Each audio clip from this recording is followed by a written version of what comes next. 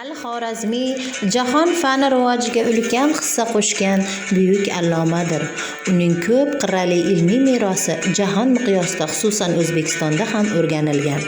Zero u Bayt al-Hikmadagi Markaziy Osiyo olimlarining eng mashhuri bo'lgan olimning to'liq ismi Abu Abdulloh Muhammad ibn Muso al-Xorazmiy bo'lib, u 783-yilda tavallud topgan va 850-yilda vafot etgan. Yevropada va nomlari bilan mashhur bo'lgan buyuk matematik, astronom va geograf, u o'z ilmiy faoliyatining katta qismini Bag'doddagi Bayt al-Hikmada o'tkazgani tarixdan ma'lum.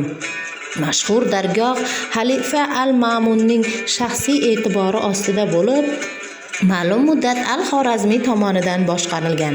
Shu sababdan ham al-Ma'mun bilan al-Xorazmiy orasida nihoyatda yaqin munosabatlar bo'lgan. Xalifa al-Xorazmiyni olim sifatida qadrlagan, Bayt al-Hikma kabi markazni boshqarish ishlarini unga ishonib topshirgan va u yerda olib borayotgan ilmiy tadqiqotlariga har jihatda ko'mak bergan. Ibn Nadimning Al-Fihrist kitobida al-Xorazmiy haqida quyidagi ma'lumotlar keltiriladi. Al-Xorazmiy, uning ismi Muhammad ibn Musa, asli al-Xorazmdan. U o'zining al-Ma'munning Bayt al-Hikmasiga bag'ishlagan falakiyot ilmining bilimdonlaridan edi. Odamlar astronomik tadqiqotchilar boshlashdan avval va undan so'ng ham al-Xorazmiyning As-Sind nomi bilan ma'lum bo'lgan 1 va 2 jildiga tayanganlar. U quyidagi asarlarning muallifidir. Zid kitobining 2, ya'ni 1 va 2 tahrirlari, Quyosh soati kitobi, Astrolob bilan qilinadigan amallar, Astrolob yashash amali kitobi va tarix kitobi. Ilmiy adabiyotlardagi ma'lumotlarga qaraganda, al-Xorazmiy Xalifa Ma'mun va undan keyingi xalifalar davrida bir qancha ilmiy ekspeditsiyalarda ishtirok etgan. Jumladan, u 830-yili kitob yig'ish maqsadida G'arbiy Hindistonga, so'ngra esa Rumga, nihoyat Volga daryosining quyi oqimlaridagi o'lka Hazaristonga ham tashrif buyurgan.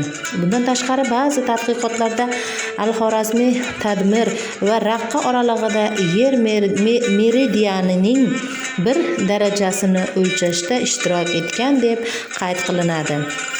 Hafiz Tuqan esa bu fikrni tasdiqlash uchun yetarli asos yo'q deb hisoblaydi. Bizning nazdimizda al-Xorazmiy bu tadbirda ishtirok etgan, chunki u o'lchashlarda Bayt al-Hikmadagi atoqli olimlarning ko'pchiligi qatnashgan.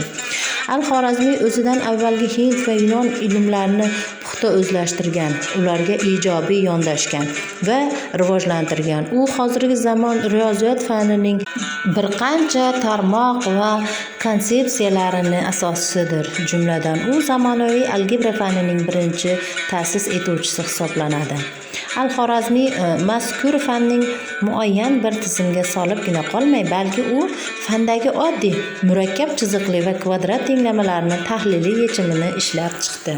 Hozirda butun dunyoda qo'llaniladigan algebra so'zining o'zi olimning mashhur al-jabr va al-muqobala sinfidagi al-jabrdan olingan bo'lib, Yevropada algebra shaklida yozilgan va talaffuz qilingan. Keyinchalik bu so'z fanda ana shu tarzda o'rnashib qoldi.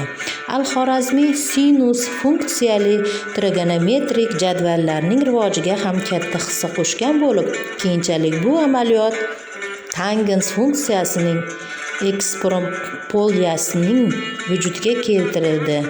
U takomillashtirgan 2 xato oralig'i hisoblash uslubi muallifni differensiyatsiya konsepsiyasiga boshlab keldi. Olim konussimon kesmalarning geometrik holatini takomillashtirdi. Al-Xorazmiy nolni rasmiy ravishda muomalaga olib kirdi va shu tufayli hozir foydalanilayotgan sonlarning o'nlik pozitsion hisoblash tizimi butun dunyoga tarqaldi. Muallifning sonlar tizimi haqidagi asarlaridan biri Yevropada yoki nomi bilan tanilgan va bundan zamonaviy algoritm so'zi kelib chiqqan. U hisob fanidagi qator masalalarni, jumladan kasrlar bilan bajariladigan amallarni hisoblashni yangi pog'onaga ko'tardi. Sizlarga ushbu ma'lumotni Norin tuman axborot kutubxona markazi xodimi Saodat Qosimova o'qib eshittirdi.